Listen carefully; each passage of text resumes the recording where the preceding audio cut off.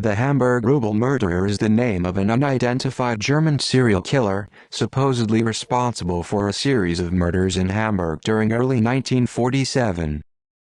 Murders in total, 4 victims were found.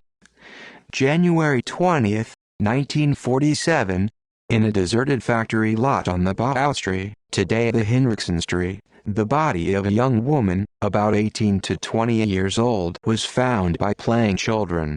A millimeter-wide trace of drying on the neck of the deceased indicated that she had been strangled with a string. January 25, 1947, at the Lappenbergsallee in Eimsbüttel, at the top of house number 2, the body of an unclothed man aged between 65 and 70 was found by scrap collectors. Forensic scientists suspected that the time of death was between January 23 and 25. February 1, 1947, in the elevator shaft of a bombed-out house of a former mattress factory on Billstrasse, near Billkanal, the strangled body of a 6-year-old naked girl was found. February 12, 1947, in Enkelmanstrasse, Hammerbrook, the final victim's body was located.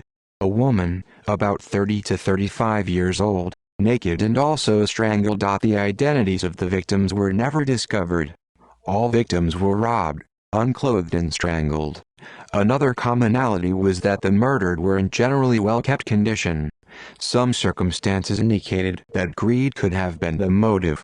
Despite the bodies being found at intervals of about 7 days, the locality was never the same, and there were no signs of a fight present. The investigators did, however, detect grinding marks on some pointed rubble stones. The perpetrator has never been captured. The police investigation was led by Chief Commissioner Ingwersen.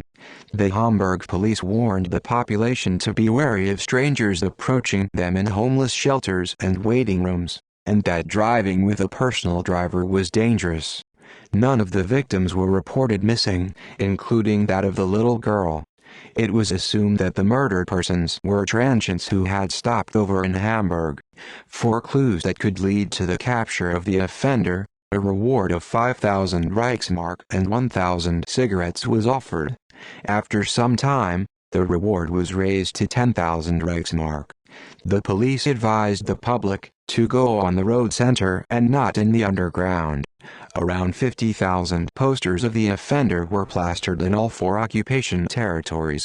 Even after a request to the professional associations of dentists for one of the victims' dentures, no clues were discovered. Registry offices were requested to issue death certificates. One theory sought that the perpetrator's motive of being a hereditary stalker who had murdered a complete family to gain possession of the heritage. A total of 1,000 people were interviewed, according to police reports. At dispensaries, ration stamps were used by people or displaced persons who have not picked up their card lately. The searches took place in station waiting rooms, restaurants and bunkers, which served as an asylum for bombed people. Inspector Hans Lohr, head of the Killing Offenses Inspectorate and one of the most renowned experts in this field, assumed that the perpetrator was a single individual.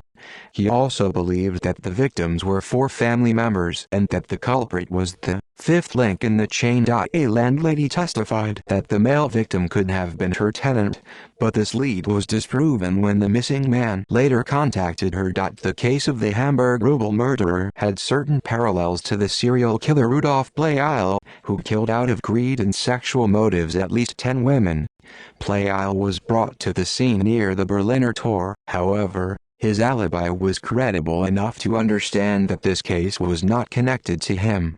Even a connection to a series of murders of taxi drivers, which occurred at the same time in Hamburg, could not be established. In the statistics from 1946 to 1964, 268 out of a total 320 murder cases were investigated by the Hamburg police, but the case of rubble murderer was not among them. The investigation files are still available in the Hamburg State Archives. Literature reprocessing. The material of the unresolved criminal case was processed by Kai Rademacher in his novel The Rubble Murderer. Rademacher describes the investigation work of Inspector General Frank Stave, who was entrusted with the case. In 2016, the novel Traumerkind by Mathieu Bormann was published, which ties in with the Rubble murders and contains a fictitious story of the victims as a family. See also List of fugitives from justice who disappeared. List of German serial killers.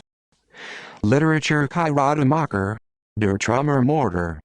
Du Mordbuchverlag, Auflage, 7/12. October 2011, ISBN 978-3832161545. Mathieu Bormann, Traumerkind. Traumerverlag, 2016, ISBN 978-3426-28137-6. References. External links. ZEIT Online, 28. Mai 1965 Estische im Winter 1947, Erinnerungen an den Hamburger Traumermörder, Bestien Menschengestalt, Hamburgs gruseligste Mordserie, lebt der Würger aus den Trümmern noch unter uns. Bild Hamburg, 25. September 2012.